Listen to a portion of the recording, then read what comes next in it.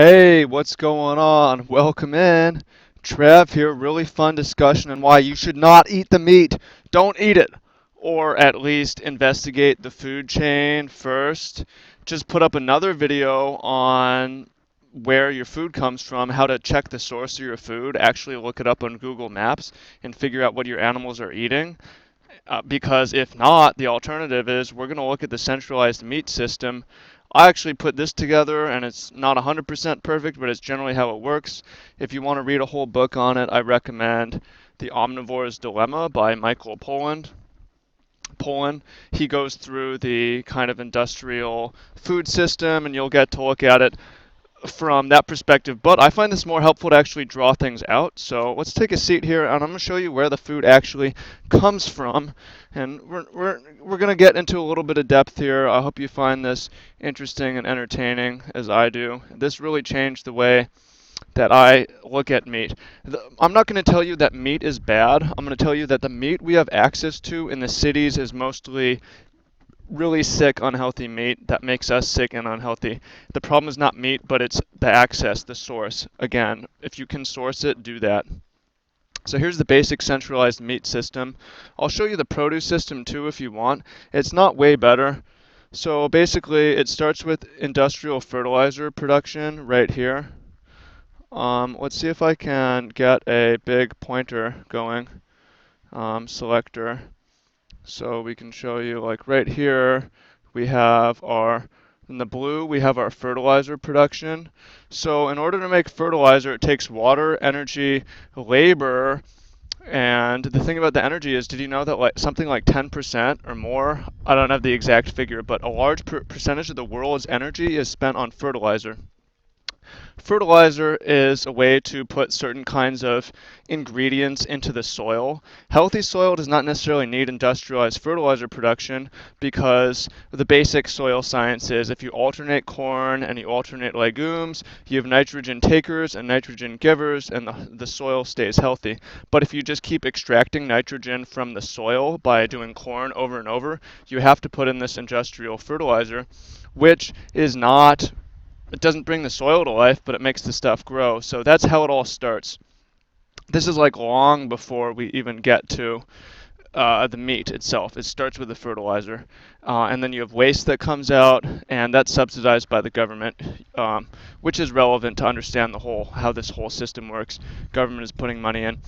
So the fertilizer is centralized by a few companies, and then it's distributed to these industrial corn productions. Did you know that corn is the most produced grain in the world? Actually, we have more corn than any other food.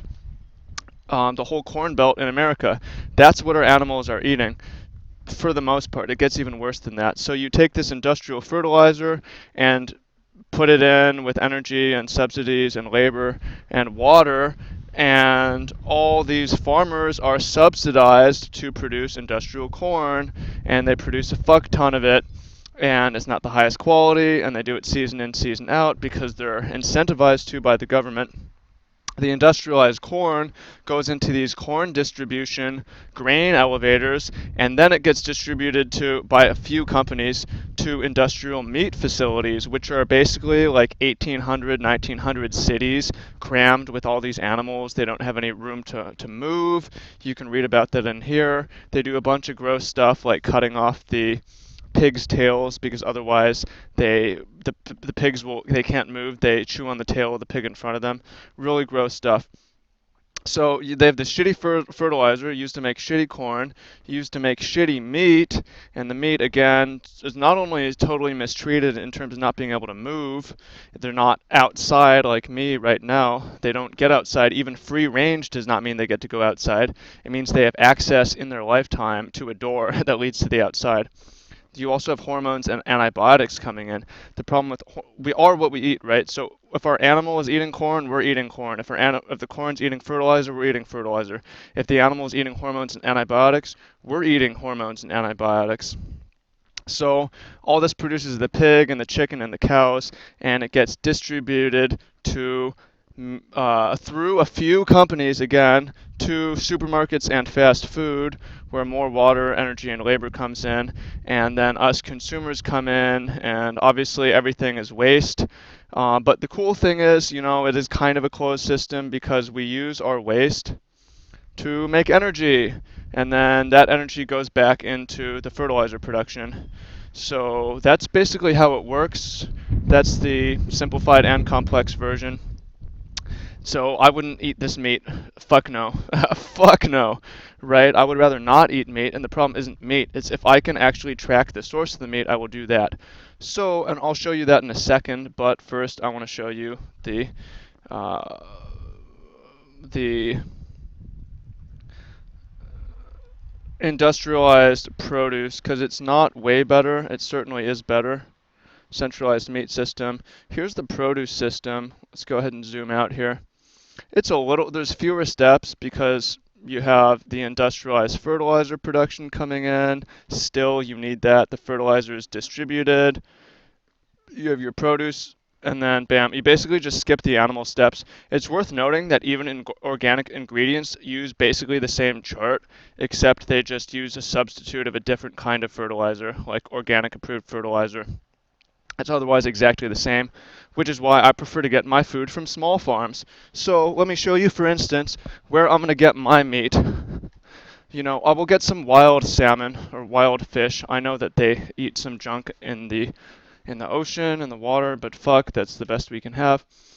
But to give you an example of what you can do if you want to eat meat, here are duck eggs from what says Salmon Creek Ranch. So what I can do, and these are more expensive than, go to comments, Google Maps, Salmon Creek Ranch. This is sourcing your food, like figuring out if you should eat it or not. Why is this relevant? Because I want to have good energy. I don't want to be sick. I don't want to be a sick person. I want to be healthy. So here's Salmon Creek Ranch.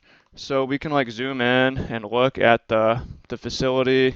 It's like, okay, they're definitely getting outside. I believe you. If I want to take it a step further, I can even call them, or maybe I could go visit the farm, because if I find a good source, I'm going to eat that every week, or like always. So it's like a long-term relationship with the farmer. What I also want to do is check the distance. So know my location. I'm not going to give you my exact location, but I'm out here in Arcata. So I want to see the distance so I get an idea. It's 245 miles, which is interesting. If I can get closer, I would, just because then I know it's fresher. So the next time I'm in the grocery store, I'm going to see if there's an alternative option, and I'm going to check if it's closer. Also because, yeah, I mean, it's not for me. There's a lot of different ways to look at this. Like, you can look at the subsidies and want to change things. You can look at there's a 100-mile diet where you try to not eat anything outside of 100 miles because wasted energy. I'm selfish. I don't care so much about wasted energy. I don't care so much. I can't change the whole world. I care about where my food is coming from. This is pretty good. If I can get closer, I would, because I know the food is fresher. This is packed on the 23rd, which is not so bad. It's still quite good. So that's basically how I go about eating my food. And it's also what moves me from a big city like Seattle to a place where the population is 15,000, where there's farms all around, because I can pretty much take my pick.